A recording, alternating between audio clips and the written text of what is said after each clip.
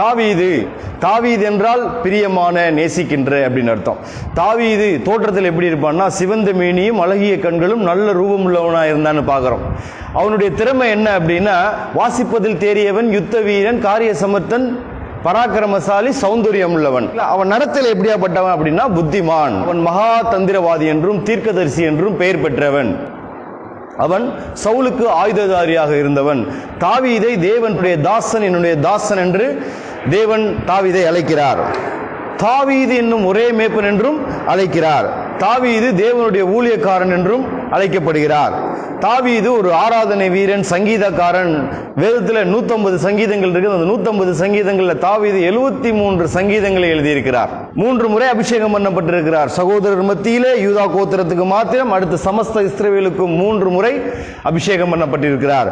அடுத்து பாத்தீங்கன்னா, தேவனால் தன்னுடைய இருதயத்துக்கு ஏற்றவன் என்று தேவனுடைய வாயினாலே நற்சாட்சி பெற்றவன். தேவனுடைய சித்தத்தை எல்லாம் அவன் செய்வான் என்று தேவனாலே புகழப்பட்டவன்.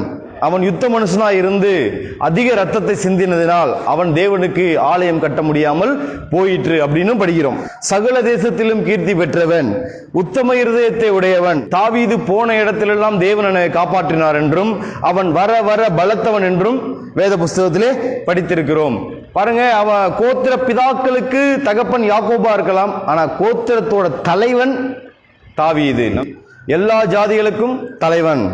தேவன் தன்னை எப்படி இன்ட்ரோடியூஸ் பண்றாருன்னா, நான் ஆபிரகாமின் தேவன், ஈசாக்கின் தேவன், யாக்கோபின் தேவன், எலியாவின் தேவன் சொல்லிட்டு நான் தாவீதின் தேவன் சொல்றாரு. தேவன் தன்னுடைய பரிசுத்தவான்களின் பெயரை கொண்டு தன்னை அழைப்பதிலே மிகவும் சந்தோஷப்படுகிறார். அதே போல தாவீதை எப்படியாக பெருமைப்படுத்துகிறார்னா, நான் தாவீதின் தேவன் அப்படின்னு அழைக்கிறார்.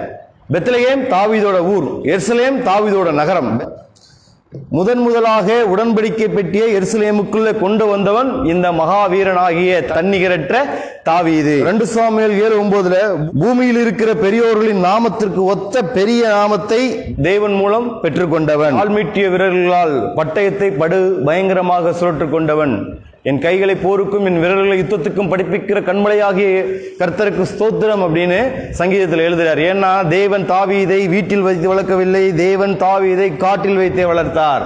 தாவீதுக்கு எத்தனையோ புனப்பெயர்கள், பட்ட பெயர்கள் இருந்தாலும் தாவீதுக்கு கிடைத்த மிகப்பெரிய பெயர் என்றால், இயேசு எப்படி அழைக்கப்பட்டாரா, ஆபிரகாமின் குமாரனே என்றும் தாவீதின் குமாரனே என்றும் அழைக்கப்பட்டது தாவீதுக்கு கிடைத்த மேன்மையிலும் மேன்மை. சரிங்களா? பைபிள்ல இயேசுக்கு அடுத்தபடியாக யாருடைய பேர் அதிகமா வருது அப்படின்னு பார்த்தோம்னா, பாருங்க, இயேசு கிறிஸ்துவின் பேர் பைபிள்ல 1528 தடவை வருது. அதற்கு அடுத்தால் போற யார் பேர் வருதுன்னா, தாவீதோட பேர் வருது 1011 தடவை வருது.